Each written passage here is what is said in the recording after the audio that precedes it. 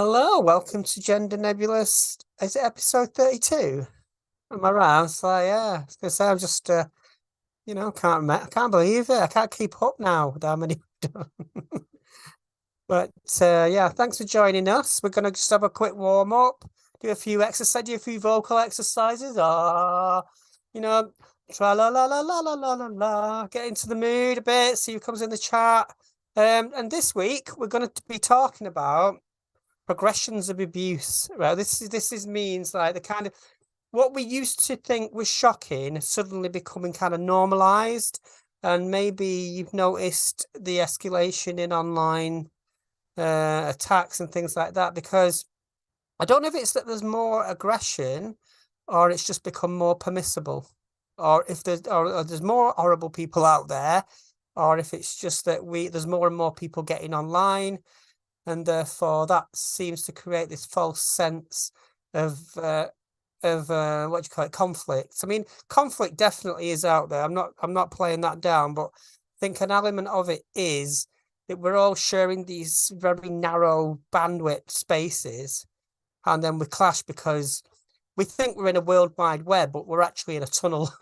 It's like a world.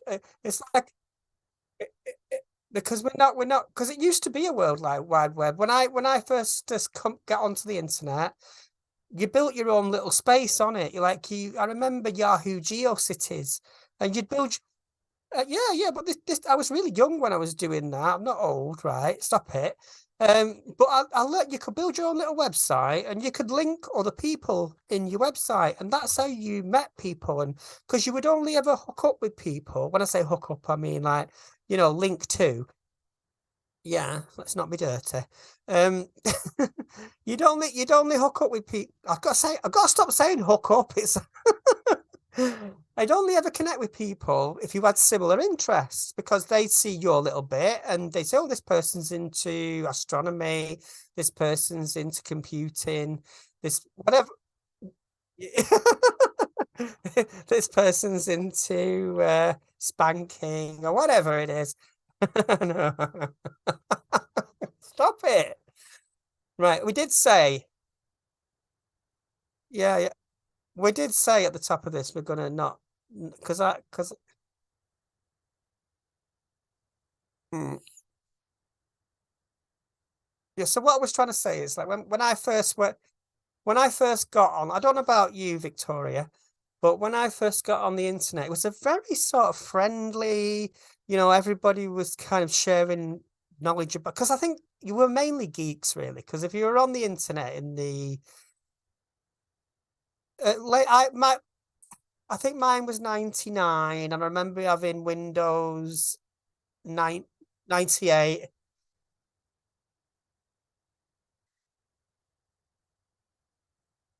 Yeah, so what happened? You know what happened? Because obviously the more I remember a moment when I was at college, and I was downloading something because we managed to get a computer on the internet, and it was amazing to be able to do that. You couldn't download like massive files or anything like that, but I was downloading something like a schematic for a synthesizer, something really geeky, and this lad said to me, "Can you get porn on that?" And that was like a light bulb. That was like when I realized the people that were bullying me previously for being a geek suddenly wanted to get on the internet so they could download some, well, not just porn, but it was like it was like there was this secret world where we had have access to something that perhaps you couldn't before, and that was the idea, right? So suddenly AOL, and I remember Lycos. Do you remember Lycos? Oh, somebody tell me they remember Lycos. It's like a little black dog, and there was this thing called Ask Jeeves. Do you remember Ask Jeeves? Yeah, see, I'm showing my age, but and the front page for these things was always like cram packed full of adverts, and it was like really, it was like CFAX, like CFAX or what was, yeah. So I think what happened, yeah, there was this explosive moment, like this kind of what do you call it? What do you call it when there's sort of a dam breaks. There's a word for it. I can't remember what it is. It's like that moment when that drip, drip, drip, drip.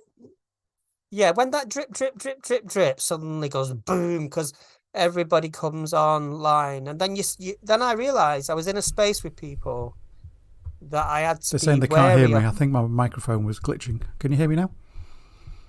Can you hear me? All right. Well, anyway, I've, so what? I mean, I don't know where I'm going with this. I I don't know. forgot. No, where are you going? I was saying like the early days before. This was like before everybody had Google. This was before everybody had. I'm trying to think what Recording in progress. I'm trying to think what the first social media I had was, and I think it was called LiveJournal, and I still have a LiveJournal. But what's weird now is like when you go on, I do visit LiveJournal. It's like an internet ghost town because people I knew then their accounts are still live, but the last post will have been in 2002 or 2003 or something like that, or sometimes as late as 2009. But I still post on it, and I know there's not going to be any interaction, but it's so weird looking at those internet ghost towns.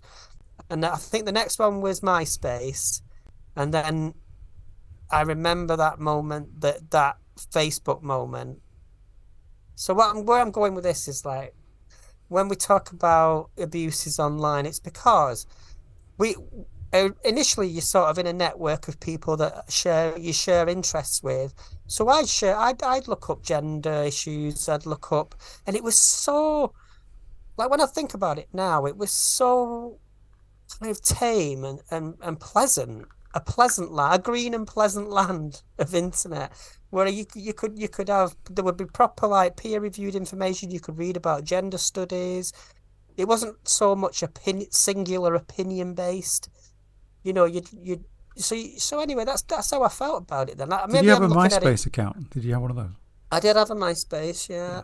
Yeah, and I had a Twitter back then as well. But I didn't stick to Twitter. I think I was a bit more. So it's a good job you doing all the talking at the beginning because my microphone was glitched. It's working now apparently. So good. Hi guys, Let's just say hello to some of our people chatting. Who have we got there? We've got Critical Cupcake, somebody called Miss Freda Wallace. That's me. Who else is on there? Le Soir Boutique. Ah, yes. Is that how you say? Is it us? We had trouble. We had this problem this. last time, didn't we? It was. Yeah. Sorry if we get it. Le Soir Boutique. Yeah. Durham Red just popped on. Oh yeah, that's Lindsay. I wonder if Roger's gonna come in. Yeah, where's Roger? He's been missing in action a few times. I think he's gay. We're gonna have to get him. So anyway, what were we talking? If you've only just heard me rambling on, we talked about. The name of the podcast today is Manipulation and the Progression of Abuse, and Freda's been talking about the internet. So I don't know what the connection is, but no. What I'm saying is the early days of social media interaction were quite pleasant. They were for me. They were kind of. It was the Wild West of the internet, wasn't it? Back then, when everybody first started getting on and connecting. Well, that's what I'm saying. Even though there was less rules about what you could or couldn't say, and pretty much anything was permissible, you were actually connecting with people through your interests. Yeah. And random people wouldn't come into those spaces because they were like news groups and forums and things like that. So you had to have because that's more like real life to me. That's like, because if you went into a public space, you wouldn't just start shouting at random people. You wouldn't start getting. You might get a megaphone. You do that all the time. You get your megaphone. You start shouting at people in the street with your megaphone. I've seen you do it in Manchester. But what I'm saying is, like, if you go to a meeting or you go to a club or you go to a thing, you're going into a space where, generally speaking, you're going to be meeting people on the same kind of level or wavelength as you.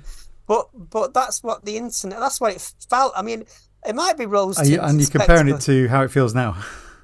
Yeah. So now, when you go on Twitter, it feels like, oh, right, okay, maybe it's like you've walked into hell or something. It feels it's pretty toxic at the moment.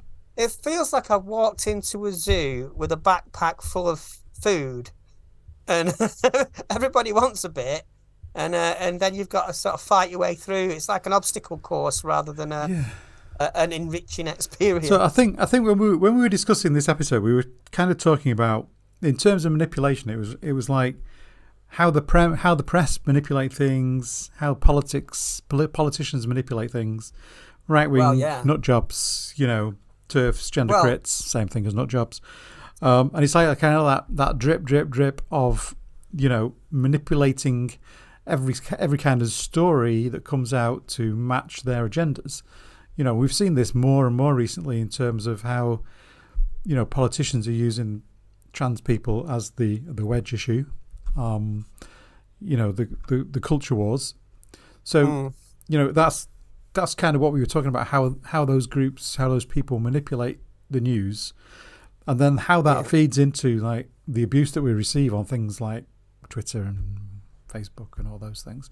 And that progression, somebody might start doing something really mild, and that eventually it progresses up to the point where people are getting death threats, and we've seen that this week. Yeah. So how does somebody go from just being just another person on Twitter to someone who's like joined a right wing group and is sending death threats? How does that happen? What is that progression? It's not what it is. It's kind of like a snowball. It's like everything is a meme now on the internet. So if enough people start to share this thing as a negative thing, it builds and builds and builds, and it keeps going, and then it starts to collect worse and worse elements. And before you know it, there are people in that hate campaign who would do something like send a death threat, and that's just a matter of numbers, do you think that's partly to do with the fact that there's no consequences? Yeah, probably. I mean, if you do something on Twitter which is threatening to somebody, I mean, what happens to you? You might get a ban for a few days or a month or something. Yeah. But are the police going to get involved? Probably not. But we know there are people on Twitter who say a lot. Oh, I'm getting death threats. You shouldn't be doing. But they're not getting death threats. What they're getting 9 times out of 10 when somebody's saying they're getting death threats, they're just getting Twitter snarking. Yeah. Now, I'm not saying there's ever any excuse for being horrible to somebody directly and saying you should do this, you should be that. Nobody should ever do that, but somebody turning up at a place of work or somebody's office and giving them a letter and that's full of disgusting, that's a different level. That means somebody knows where that's targeting you. That's what malicious the malicious communications laws, I've learned this because of something I've had to deal with. The laws that the police go by with malicious communications go back to people sending letters, phone calls. They've had to catch up with the internet, but there's so many people and so many anonymous people, like the police can't track it. They can't even track it. So the difference now is, like I was going to say, like this idea of death threats is sometimes used duplicitously. I think it's like to try and make certain people do it to look like the victim. I've seen a lot of people do it, and it kind of rolls off the tongue like I've had a death threat. But what it might probably means to that in reality is some anonymous troll has sent them a DM or sent them a tweet that is horrible. I'm not saying it's, you should never do it. Obviously, it's not, because I've had it. But I would never stand up and say I've had a death threat. I bet some idiot on Twitter. There's a big difference between somebody saying something on Twitter, compared to receiving a letter directly at your home address, which has a proper written death threat in it. I mean, there's a big difference there. I'm not sure where the police would draw the line. I mean, one's definitely, death threat, malicious communication. The other one is, I don't know what it is. Is it trolling? I don't know.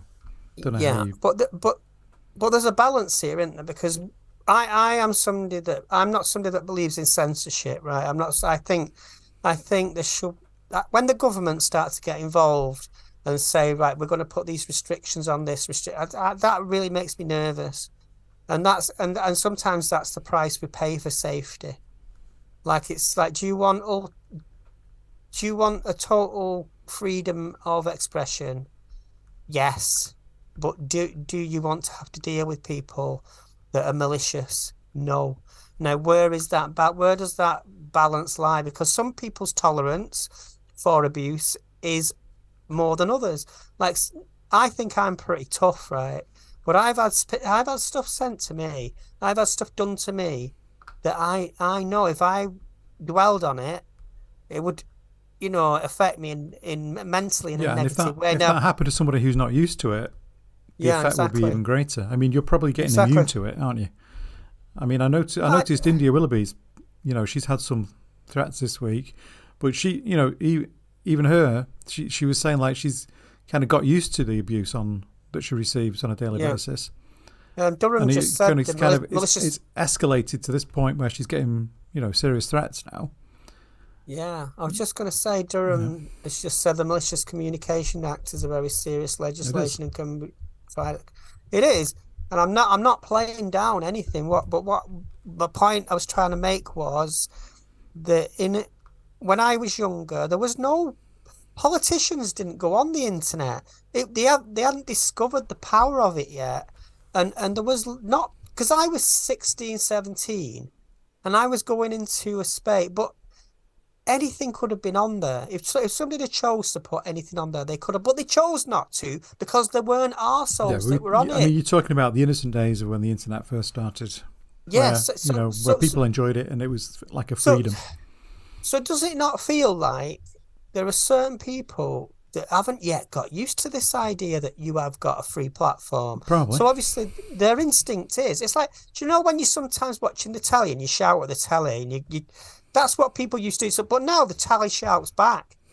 Right? So you can have an opinion and send it to Yeah. somebody you've seen on the telly, right? But because we've not been able to do that for a long it's very recent. I mean, I say recent. It's been 20 years now. We've had the access to like this kind of communication, but like I'd say less time in on Twitter because there are people on the internet now.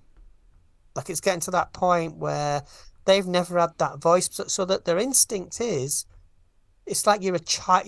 They might be mature people, but because they've never had this voice before, and suddenly they're given that platform, they've regressed to being a child again because it's suddenly the floodgates are open. You can say what you want. So the first instinct is to say the most abhorrent, get it off your chest. It's like a therapy to vent at people, and I think we're still in a sort of adolescence of the internet. Do you know that's what it feels like? It's like um, the discourse is childish, it's stupid, nobody's really learning anything. They're just battling with each other every day. There are some amazing accounts online. Let's not discount that. I mean, the access to information is absolutely amazing what people have now. But Yeah. like what I would say is like if you wanted to, you could look up pretty much anything you want. You could learn how to do anything through YouTube. You could learn how to do anything. You could find pretty much apart from stuff that's in the Official Secrets Act. You could probably find out pretty much Yeah, anything. you But probably find that too. what do people actually do online? Right? They go on Twitter, they go on Facebook, and they just absorb what is being said. Instead of being a channel where you go out into it Yeah. and search, it's something coming into them all the Okay, time. So let's just look at a recent issue in the UK that was manipulated and turned into something much bigger than it should have been. I mean, you remember that company called Cambridge Analytica? I know all about Kane. And you've heard of Brexit, right? So that. Yeah. So the way that company, Cambridge Analytica, influenced the US elections and Brexit by manipulating, how they targeted people on Twitter and other social medias. I believe that there's somewhere out there's probably a company or an organization similar to that doing the same thing with the transgender issue. Oh, of course, they're called bot farms. Yeah, so whoever's, it might just be individuals, it might be organised. I suspect it's organised at some level, somewhere. I wouldn't be surprised if we come across another Cambridge Analytica one day that's doing the same thing that was done for Brexit and the US election, but doing it towards, transgender people and transgender rights. So, if you look at the way it's going, that's how it feels at the moment. So I would posit this thesis. Because have you ever noticed when you're on something like Instagram and you're looking at reels, and you start looking at the same kind of reels, like there's certain reels you like, you start getting more and more of those reels. if you like looking at car crashes or something, you'll keep getting car crash videos, etc. If you whatever like it is you want to look at. If you like this, you like that. Yeah, so that's the algorithm in the background working on what you like and what you look at to give you more of it. That's pretty much what Cambridge Analytica weaponized and used against Brexit and the US election. So, the same thing's happening with trans rights, I believe. It's being weaponized in that way. I can't prove it. I know for a fact that when I look at my trending on Twitter, it's not what is trending. It's not like the most popular things that are trending in the world. It's the stuff that's been algorithmically chosen for me. Yeah. Because that's why certain things are always trending, like trans things. It amplifies the experience. Yeah. So there's that. But also, like going back to Brexit and Cambridge Analytica, we know. I know I talk about it a lot, but 55 Tufton Street, Dominic that Cummings, would be my suspect number one. Michael Gove and Dominic Cummings were the architects of that, and Cambridge Analytica. They were all. I'm not sure they were involved in that, but it was all related to, what was going on with Nigel Farage and all that lot at the time. They absolutely were involved in that, and Nigel Farage was just a stooge for them because they knew they could piggyback on the popularism of Nigel Farage. Nigel Farage to them was like a I think we're speculating when we say that they were involved with Cambridge Analytica. I don't know if they were, but there's an article by Byline Times, and if you search Cambridge Analytica, it'll bring up Alex Phillips, Belinda DeLucy, Michael Gove. And those people that went to Brussels. I mean, they definitely benefited from it. Yeah. But Martin Daubney, what do those people have in common? They were all part of the campaign for Brexit. Mm-hmm. And in government now, Suella Braverman, I don't think Nadine Dorries is still there, but she was. All those people were there because Boris needed to create a situation where he would not be fought on anything. They were just yes people that he put in place, and that's what. So it is algorithmic, but it's also by design because algorithms are designed. So So I think the point I'm making is that all this was organised and it was done in such a way that it persuades people to believe a certain thing. In those cases, we were kind of taught by Cambridge Analytica that we need to hate immigrants, that we need to, all these things that are bad about Europe. There was a big list of things that they were constantly definitely talking about that was in the news, that was in social media, and those are all the things that people like Nigel Farage were talking about. So it was kind of like, let's influence the population to hate Europe, to hate the EU. And then when it comes to the referendum, your vote's pretty much guaranteed. I mean, it was very close in the end, but it was definitely influenced by all that. And I believe the same thing's going on now with trans rights because we are being weaponized by political forces. So we need to kind of understand how do we resist that? What can we put in place to negate the effects of that? It's very difficult to fight it. This is what makes me laugh when people talk about a trans lobby, because they think Stonewall is a trans lobby. They think mermaids are a trans. They're not a lobby.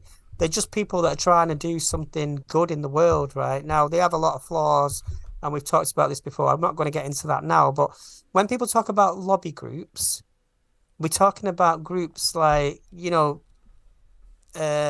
New Culture Forum.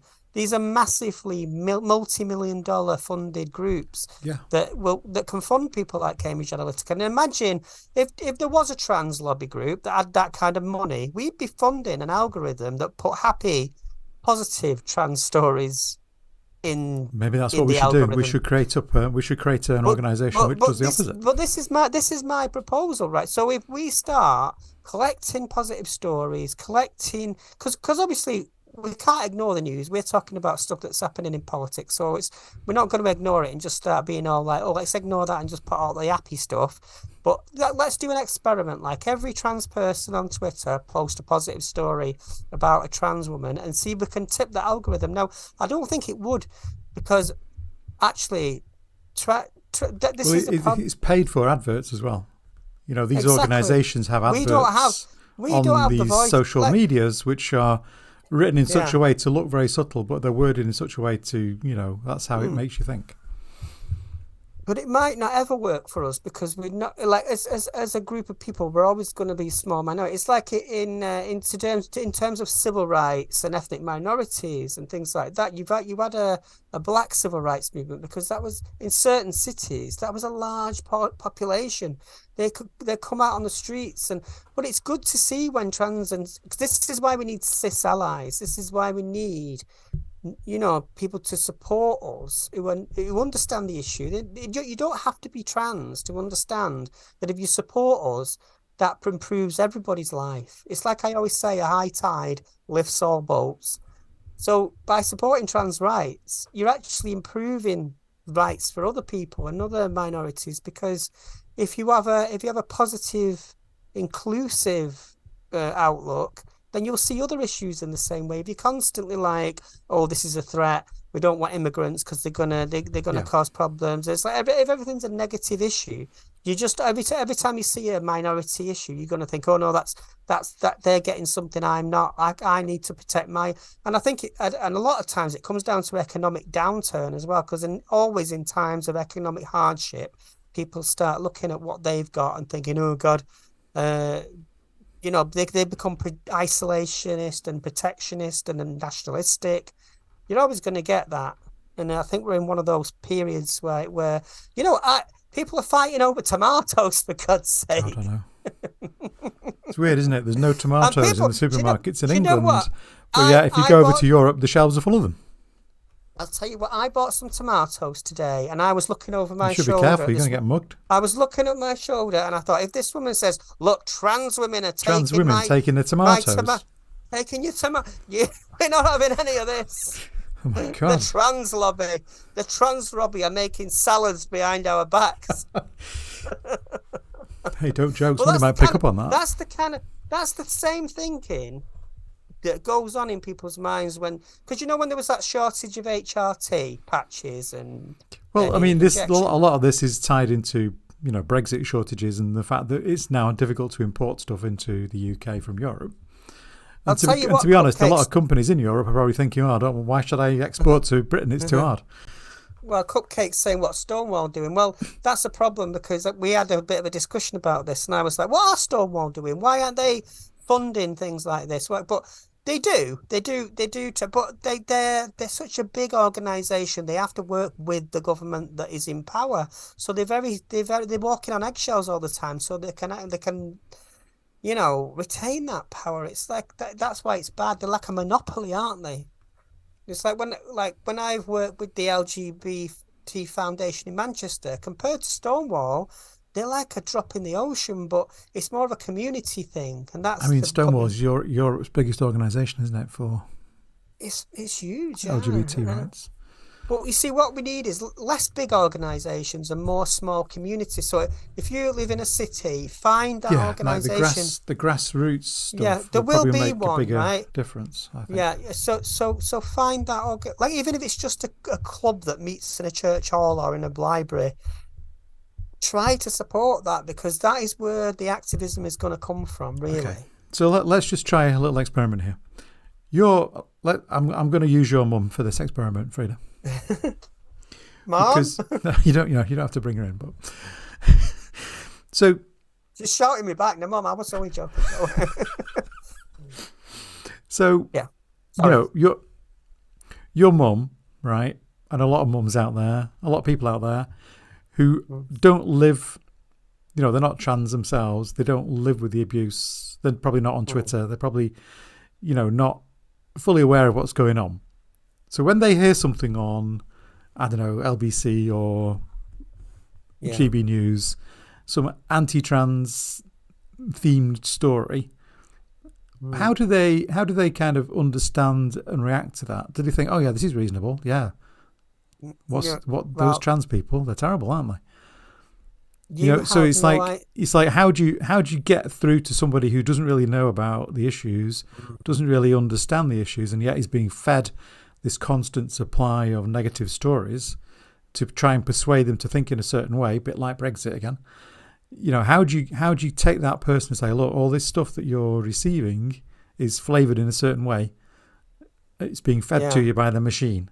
So you need to stop consuming it, think for yourself, and go listen to some trans people instead. I mean, how do we do that? It's interesting. Turn the TV off for your mum. My mum watches all those kind of daytime TV shows, Jeremy Vine. So hang on, Critical Cupcake has to run. So okay, bye for now. Thanks for coming. And what was I going to say? Yeah, my mum watches those, and I've had rows with my mum. Or sometimes my mum buys the Daily Mail, and I'm like, Mum, why are you buying this? But she doesn't really take it seriously. It's like that's the point. Yeah, this is the thing. They don't take it seriously. It's just another article in the newspaper. They think, okay. My mum's got the unique perspective of knowing me and me being trans. So so your mum's probably one of those people who actually understands a lot of the issues because of you. But somebody who doesn't have a trans daughter or trans son, or isn't really involved in anything that goes on, how are they influenced? And how do you stop them from being kind of influenced by these stories? I mean, all you have to do is look at what was going on in Scotland with this, trans prisoners thing. That's influencing a lot of minds negatively because they're hearing all the negative sides of the story. They're not hearing our side. Yeah, it's a really good point you make there, because the media. I mean, you can always say you can turn the TV off or you can step away from the media's everywhere. But it's not. It's not like it's in the psyche. It's on the radio. It's on the TV. It's sort of like it's on the internet. Wherever you look, you'll come across it. It's a kind of digital miasma that infects everything. Yeah. And what it does is it like when I asking my mum, the story of Brianna Jai, she didn't know she was trans. And the reason my mum didn't know is because they didn't mention it on the news. Now, they did eventually. Well, some did, some didn't, right? Yeah. And what annoyed me today was that, was it yesterday? There was a question brought up in Parliament about Brianna, about, posthumous GRC, I think it was. And also, can we... Was that in Parliament today? Yeah, that was in Prime Minister's. I know that might have been today. Or was it Prime Minister's question time on? Was it Tuesday? No, it wasn't. It wasn't mentioned in Prime Minister's question. I think it was today.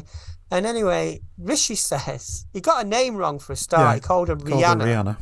And then he looks at Suella Braverman and suggests that she goes to Warrington. I said, so she's going to be the one sent to Warrington to appease the people. Can you imagine anybody worse than Suella Braverman being sent to Warrington to appease the trans community? She's like the absolute last person you need to send to Warrington at the moment.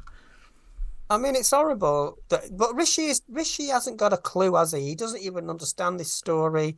He doesn't even get bubble. The name right. How on earth can you not, as a Prime Minister, how can you not get the name right of a major story like that? It's like, oh my God. We can't expect politicians to know everything. But when a young girl they get briefed 16, on these questions. They're not walking in there blind. He knows that name is Brianna. I know what you're saying, and he should know. But this is the climate we live in, isn't it? Because doesn't even apologise for it. Nobody stops him and say, "Oh, it's Brianna, by the way."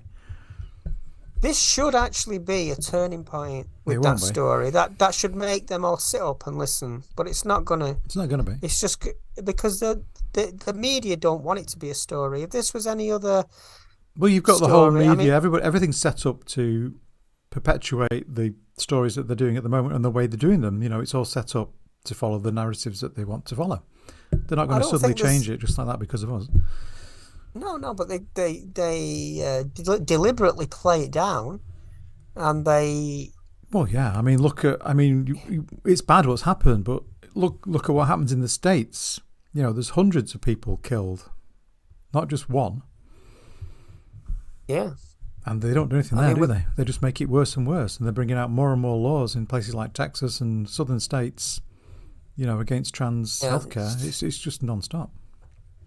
Well, the trans issue has become the political issue of the time because it's allowed certain commentators a way in. It's a way in. It's a wedge issue, isn't it? It's an easy target.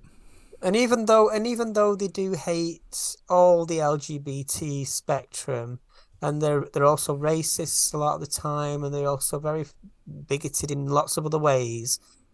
The media will let them have this platform hating trans. They don't say they hate. They always have some like concern for children, or they have some concern for women's rights. But we know obviously that's a complete lie. They're just using that to get a platform. And there are many people willing to give them that, and people you would not expect like to do that.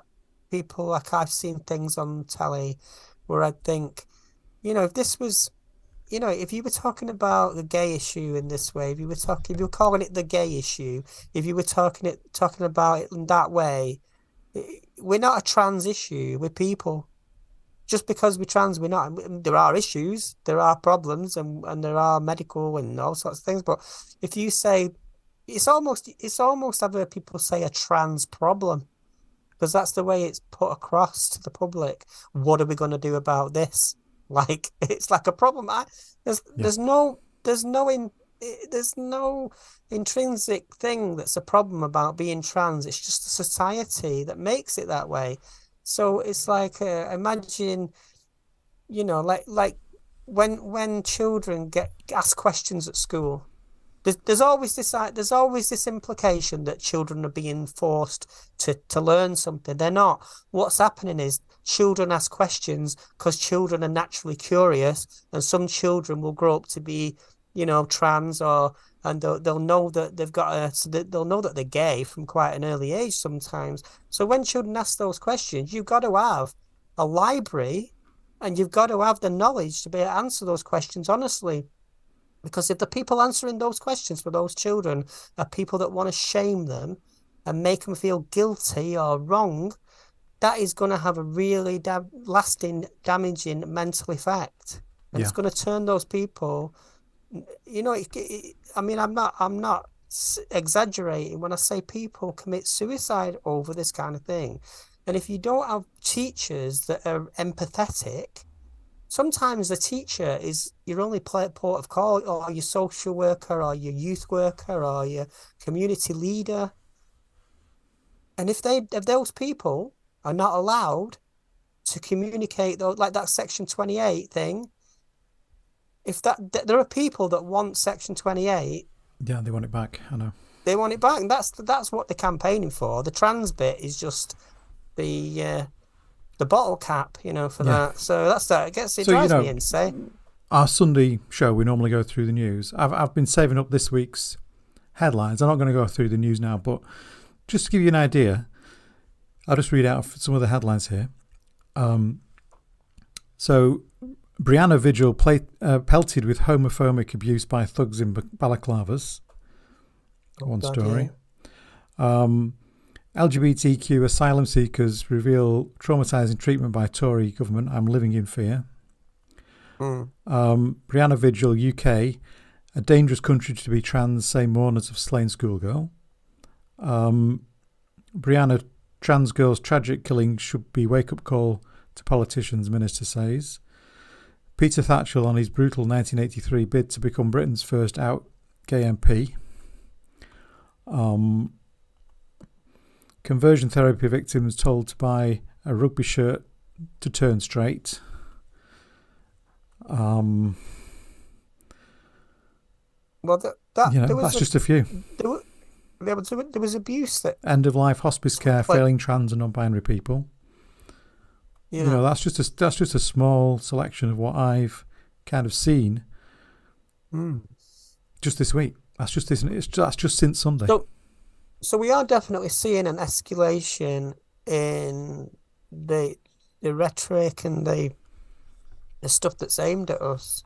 Now is that because we're living in the society is becoming less tolerant, or is it because the media is filling what I spoke about before, that thing that sort of exists in the air, that negative miasma that exists in the air? That negative miasma, it's feeding.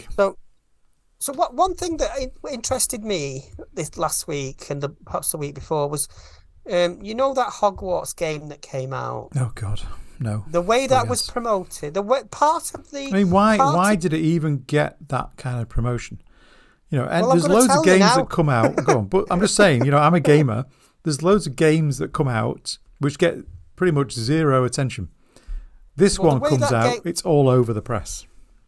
The way that game was promoted, part of its marketing was this anti-trans debate, and there were very high up Twitch streamers who were playing that off against each other. Now, the marketing people of that game, that's gold for the marketing people, because it doesn't matter. They know, they play into it, and they don't care about young trans people or people coming out as trans or anything.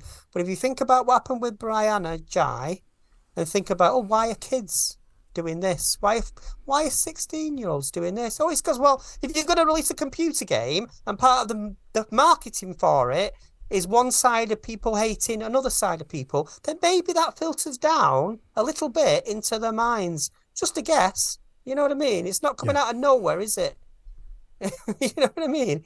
So every bit of the culture, from TV to internet to video games to what comes through your phone, from advertising. It's wherever you look. It's in the fabric of...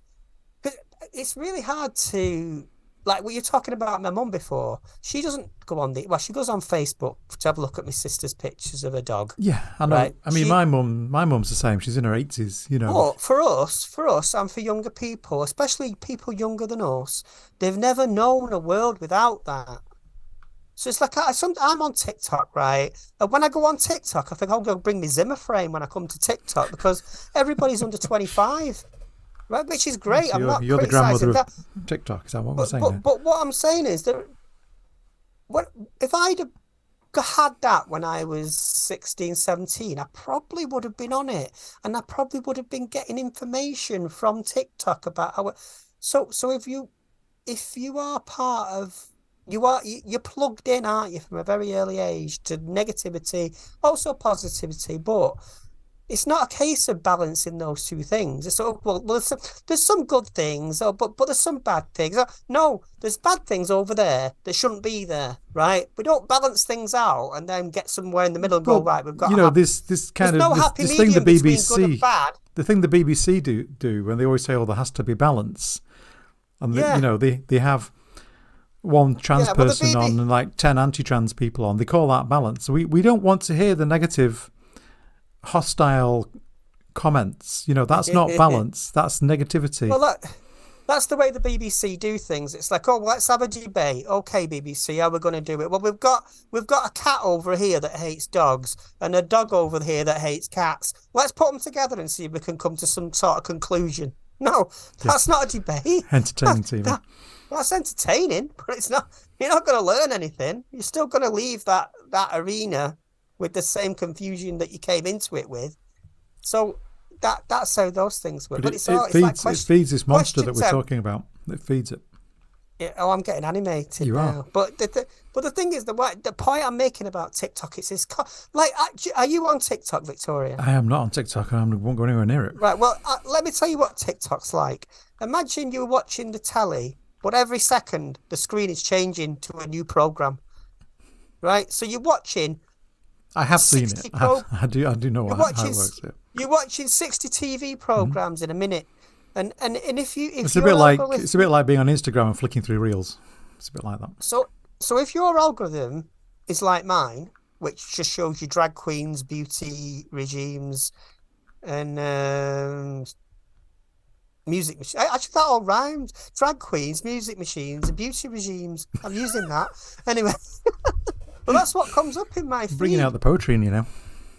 Yeah, drag queens, beauty regimes. So is this how we get you to be poetic? We rile you up a little bit, and then you start coming out with poetry. That's how it works. What are you drinking, by the way? Is that dandelion and burdock? It is. What's a burdock? I don't know. Does anybody on the chat know what burdock is? I know what a dandelion is. I know what a dandelion is, but I'm not sure it actually has a dandelion in it. But I'd like to know what a burdock is. Right, let's make the internet a beautiful place. Right, how are we going to do it? Right, well, we're making it a beautiful place right now. Why can't it be right? We know politics isn't working. We know that shouting about J.K. Rowling isn't working. We know that trying to get Rishi Sunak to do anything isn't working. So why don't we abandon all that. Okay, here's my proposal. Gender nebulous on all TV channels 24 hours a day. I'm sure our 5 viewers will promote us infinitely. I think it would work. If we were, but I think it. I mean, I don't think it's not just. Even if it was one YouTube channel that had 1 million views, you'd need more than that. We need a TV chat show, don't we, where we bring on guests and we talk about positive issues. Yeah, we should do that. But you see, I always lean into comedy, and I like a laugh, and I find it very difficult to take, news seriously, because I think it's because a lot of it is nonsense. You are jaded. We're not jaded. We're all jaded. I'm not. No, but I think I want to do something. I know it sounds, but you see, when you say that, you think, oh, you sound all like hippie-ish, and it's all hairy fairy, and it's like nobody's gonna just suddenly start. The world isn't nice, Freda. Get over it. You know what I mean? Well, why not? So I think we're being told burdock is a root. All right. I'm gonna have to Google that. Anyway, the shortage of tomatoes is not down to trans women; it's down to Brexit. That's the takeaway from this podcast. Yes, we are not responsible for the lack of tomatoes. Even though the Daily Mail will tell you so, it's not trans women's fault. I've got a special card from the gender clinic that says Freda, trans woman, is entitled to more tomatoes than anybody else. I know what I am entitled to. Now, talking about tomatoes, when I go shopping, I normally buy, like 2 or 3 of those. What do you call them? Punnets. Punnets of those like little sweet tomatoes. Those are really nice. Your thesaurus. So I always get like 2 or 3 of those. But the last 2 times I've been to Sainsbury's, there's absolutely no tomatoes. You go to Sainsbury's? Yes. Wow, that's posh. I know. Well, you get nice tomatoes, but not anymore. Well, do you know where I got my tomatoes? Go on. Outside the hospital.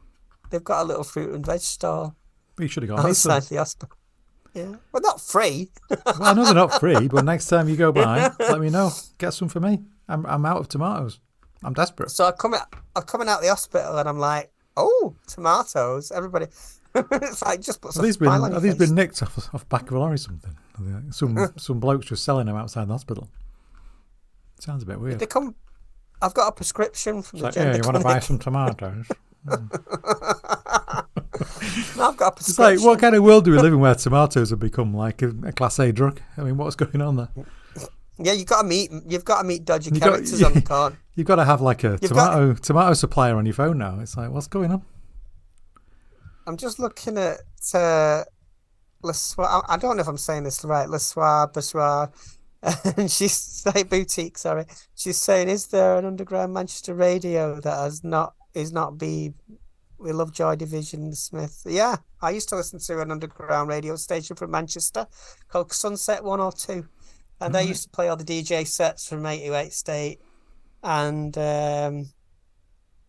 what is it, the Hacienda? Yeah, that I'm showing my age there because that must have been 1998. But that's off on a bit of a tangent. So on my hulls, yeah, vine ripened tomatoes. That's the ones I go for. Those little ones, yeah. Oh, my hulls. Oh, yes. Hello. If anybody's got any tomatoes, please send them in, please. Yeah. Yeah. Well, imagine if it was discovered that if you ate enough tomatoes in a day, they had a hormone release and you grew big, massive tomato tits.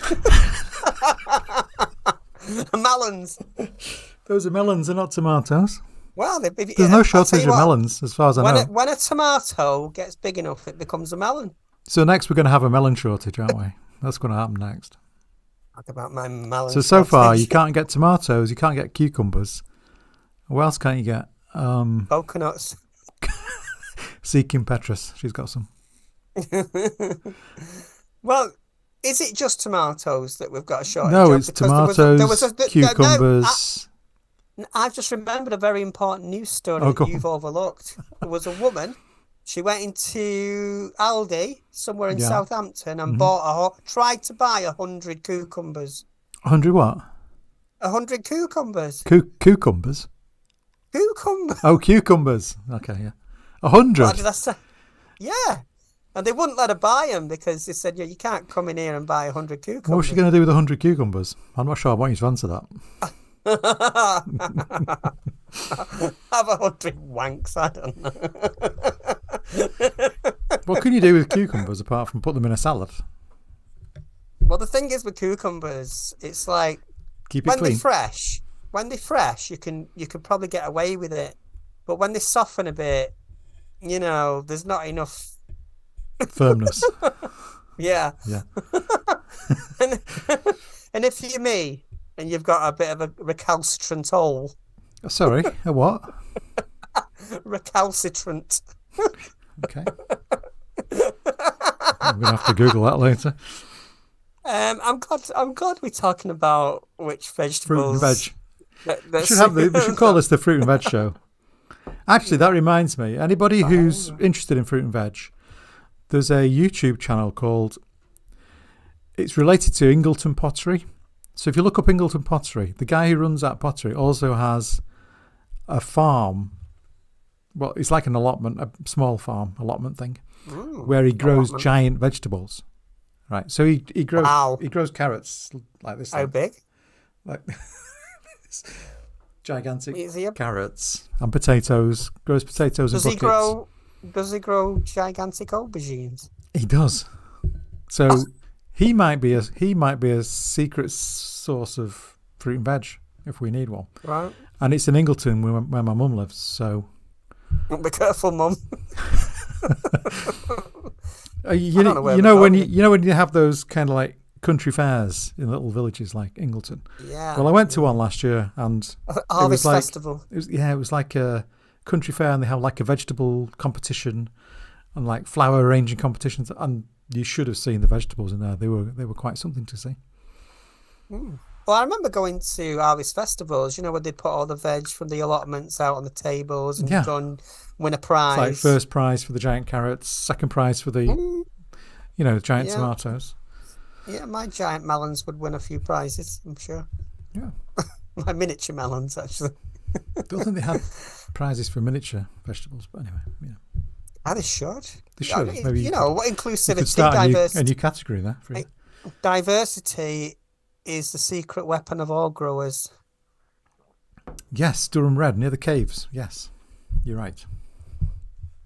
I'm glad that I've got somebody that knows what Sunset 102 is, because I was just looking at the chat there. Sorry. Yeah. I remember when I what I was going to say now. Make enough tzatziki to drown the world. Yeah, that's good. I'm not going to talk anymore about vegetables because I'm not sure how we got onto this. I don't know. I'm not sure how we got onto this. We're talking about tomatoes. Do you know what?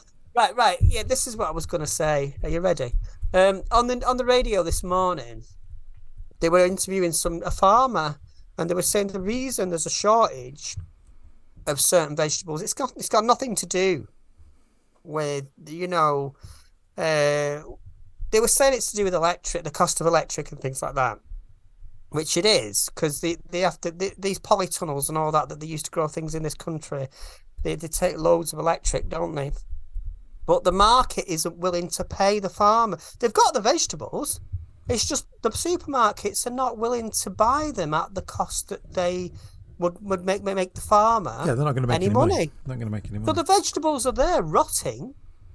Well, the funny thing is, European shops are full of vegetables and fruit, and UK isn't. So why? We see this is why people tune into the Gender Nebulous Pocket to hear about the supply chain of vegetables.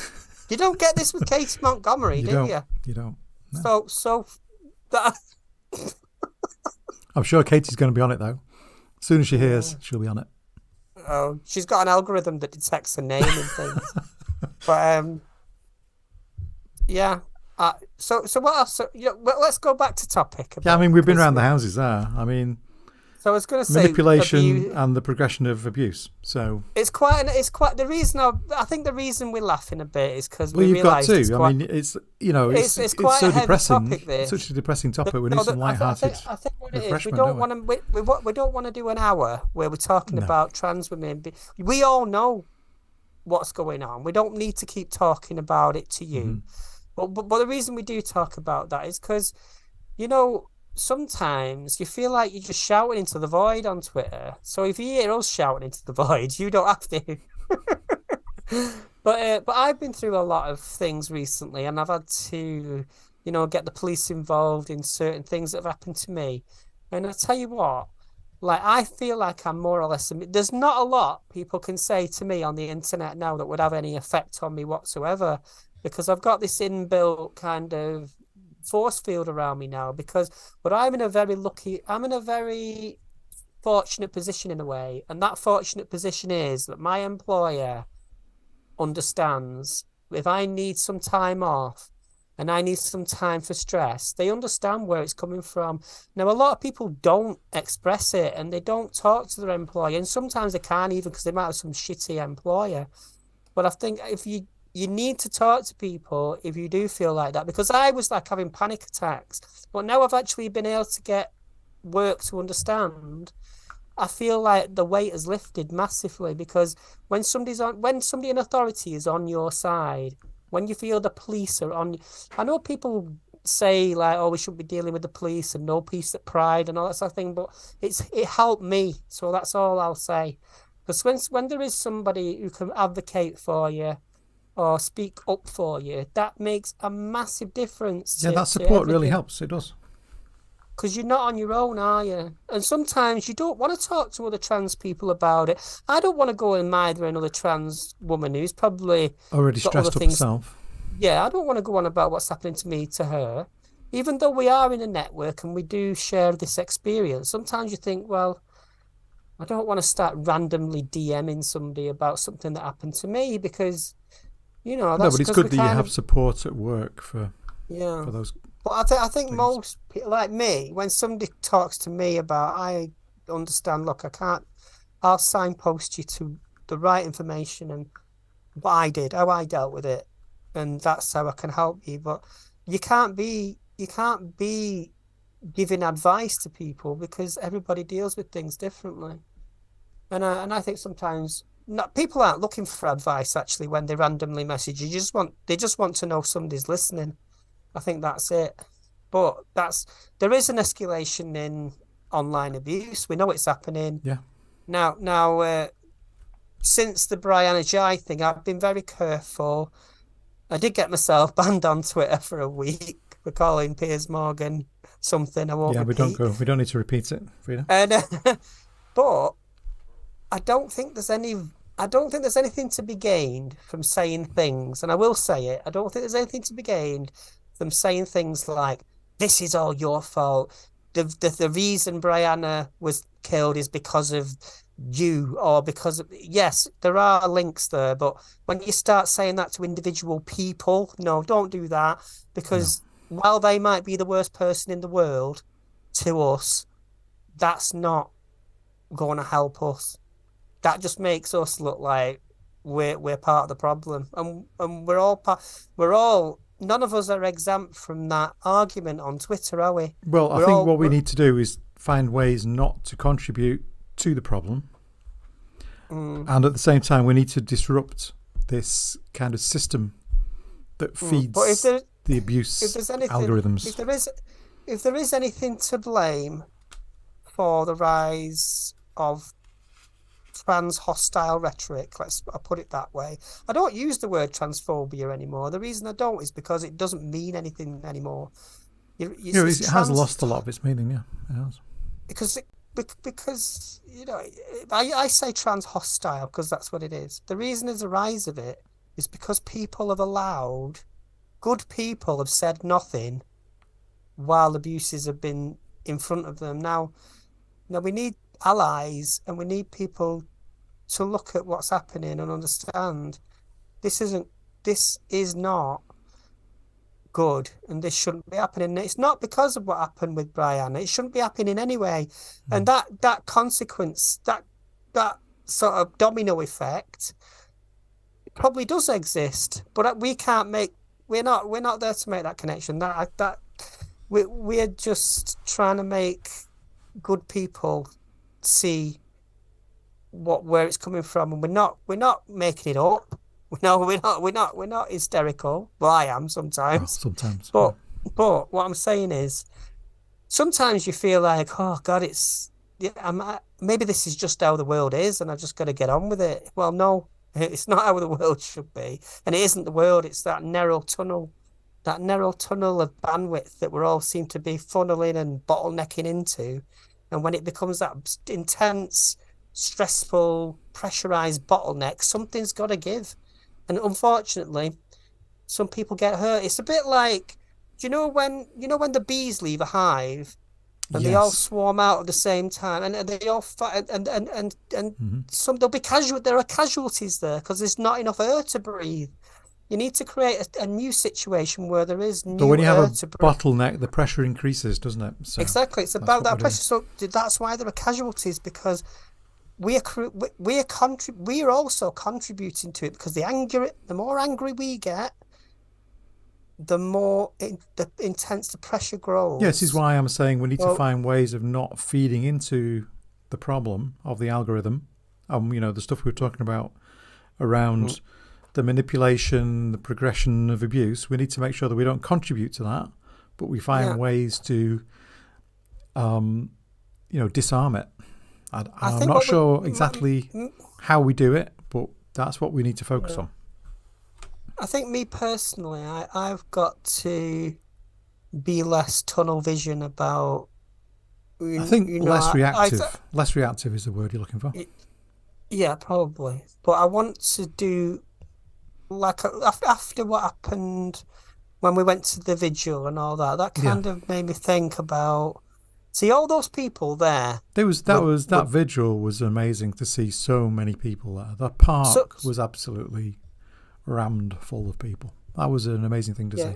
I've never seen that before. And that's real world. That is real things. And they weren't. That wasn't a park full of trans people. That was a park full of people who were there to support. So if anything positive comes out of that, it's to get good people to sit up and just listen. Like I was listening to, do you know Eva Echo? Yeah, well, did you see what happened to Eva Echo? She was doing an interview and there was some abusive kids walk past, and that just demonstrates the problem perfectly. Well, I'm going to ask. I know Eva a little bit. Yeah, I met her a couple of times. We should get her on. And so I was going to ask her if she wanted to come on, and we need to do more interviews with positive people, because, we chat to each other, and I talk rubbish about tomatoes, and that's what this is about. I thought that tomato conversation was very interesting, actually. It's probably one of the most interesting things you've ever seen. Right, great. I'll write a blog. I'll tell you what, I'll start writing blogs about fruit and veg, shall I? And go on Gardener's Question Time. I've always thought it was funny, but you know what would be funny, right? This would be fun. This would be funny if somebody, Question Time with Fiona Bruce. If somebody went into the wrong studio and they were sat in the Question Time audience, and it was something about immigrants, and they put their hand up and go, my herbaceous border is not quite growing the way it was planted. Can you give me? And like, oh, sorry, I'm in the wrong studio. I should have been in Gardener's Question Time. And then the Archer's music plays. Anyway, oh my gosh, I think I'm glad. That's well. Where were we? I think we've. What time is it? I think we've run out of time. Well, let's not that we ever run out of time. I mean, let's end on a high. Let me just have a look at the chat. Yeah, there's loads of comments just coming in that we've missed now. Oh, we didn't. There were some people that were at the vigil. Do you all have avocados? Yes, we have avocados. There's loads of those. They're a bit posh, aren't they? Yeah, especially on toast. Avocado. See what I do. I have toast, avocados, and tomatoes, but I can't get them. I've got them all. I'm just looking up something. You chat, Vicky. I've just got to look something up on the internet. Loved your interview with Come on, Paul from Ireland. What a sweetheart. We need more like them. Yes, absolutely. Yeah. You know what? I was looking for something on Twitter and I've just seen loads of photos of empty baskets again. And people do this, don't they, right? If there's going to be a shortage of anything, it's not because there's a shortage, it's because there's a panic. So everybody's looking at these. It's hard to panic buy tomatoes when there aren't any. Yeah, but everybody's looking at these empty shelves now. So they'll go out tomorrow, and what they're going to do, they're going to fill a basket full of tomatoes, and at the end and by Saturday there will be none. Holly, have you got any tomatoes you can lend me? Holly is on me holes, by the way. So yeah, I mean, we're sort of pivoting here between fruit and veg and online abuse. I'm not sure. Oh my God. You know what? We're talking about online abuse then. And I just checked my Twitter. And you've got some. And guess what? Guess what the first comment I've seen to me is? Go on. It's, "You will never have a vulva." I mean, it's not even... It just makes me laugh now. Well, that is a ridiculous thing to say. I mean, first of all, the first question, did you want one particularly? No, not really. Okay, so there you go. Unless they're like, are they rare, like tomatoes now? I want a tomato, not a vulva. Half a pound of vulvas. On your list of priorities, what's more important? A pound of tomatoes or... Sex. We'll shag for tomatoes. Speak for yourself. I'm not going that far. Now, if it was about avocados, I might change my mind. But anyway, you know. Right. What other fruit and veg can we discuss? It sounds like you want to wrap this up, Vicky. I think we've run out. of topics. You've come to the end of the grocery aisle. We've come to the end, haven't we? We have. We've come to the end of the grocery aisle. It's time to check out. There were no tomatoes, but maybe we'll have more luck next time. Yeah. When's our next episode? Are we doing Sunday? Not sure if we're doing one Sunday. There's a lot of things I need to get done around the house. Okay, well, whatever, you know. But if we don't do it Sunday, we'll do soon. It'll be soon. We both work full time, so yeah, things so are we've got to kind a bit of up in fit the things air, in. so It's not always easy. We're not like professional podcasters where we just do a show every night. And we need a team. We need a team of helpers, don't we, who can organise all the stuff. And then we just show. Well, somebody else should do the podcast. Yeah, could we outsource it? I saw something amazing today, right? You know, you can create deep fakes. There's this program that you do like a few videos of yourself to the camera, and it copies your voice, and and then once it's got enough information and head movements and stuff, you can get. So we could do a podcast that is just because we say the same things. That looks and sounds like us, but is actually robots. Yeah, or something. Yeah. So we can do that, and then we can stitch it all together, so we can do a podcast every night. But the algorithm will do it, and it just changes the topic each night. Yeah. Yeah, that's a good idea.